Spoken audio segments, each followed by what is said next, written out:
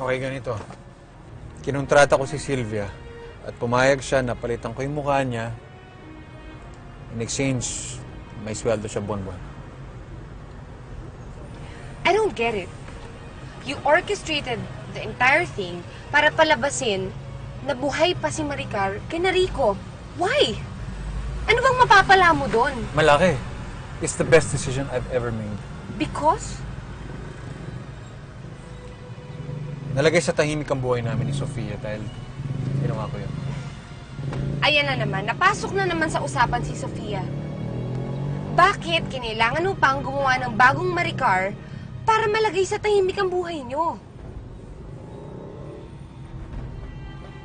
Earl, I'm asking you.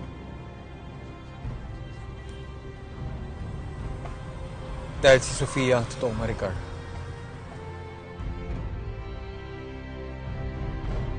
Si Sofia ang totoong Maricar? Oo, siya nga. Pero bakit yung mukha ni Sofia ang meron siya? Don't tell me. Oh my gosh! Pinalitan mo ang mukha ni Maricar and made her look like Sofia? Yes. Bakit? Mga 2 years ago, pumunta ako sa isang resort sa Bataan. Yun yung mga panahon na naghiwalay kami ni Sofia. Sobra akong depressed. Tapos, nakita ko si Maricar doon. Thought she was interesting. So, kinaibigan ko siya. Tapos, bago siya umalis ng resort, nagkasunog. Nasira mukha niya. Nawala yung memory niya. So, nung tinulungan ko siya, naisip ko na ipalit yung mukha ni Sofia sa kanya na hindi niya nalalaman. At first, yun lang ang intention ko talaga. I mean, ipalit lang yung mukha niya.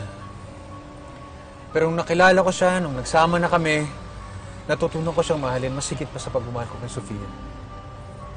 Ngayon nalaman ko na asawa pala siya ni Rico. Gumawa ko ng ibang Maricar para mabalik sa kanya yung atensyon ni Rico. Pero Earl, ako ang nawalan dahil dyan sa ginawa mo. Nawala sa akin si Rico. Kinalaban mo ako, Earl. I'm sorry, okay? Pag nag-migrate na kami ni Sofia sa States, sa'yo na si Rico. No. Paano kung magustuhan siya ni Sylvia? What if she falls for him at hindi na siya pakawalan? Hindi mangyayari yun. May boyfriend si Sylvia. Tsaka may kontrata siya hanggang pagpapanggap lang gagawin niya. No. Screw that contract. Hindi ko kilala yung babae. Hindi ko siya mapagkakatiwalaan. Alam mo, magkagulo na tayo, but I am telling Rico everything. Pag-isipan mo muna yan.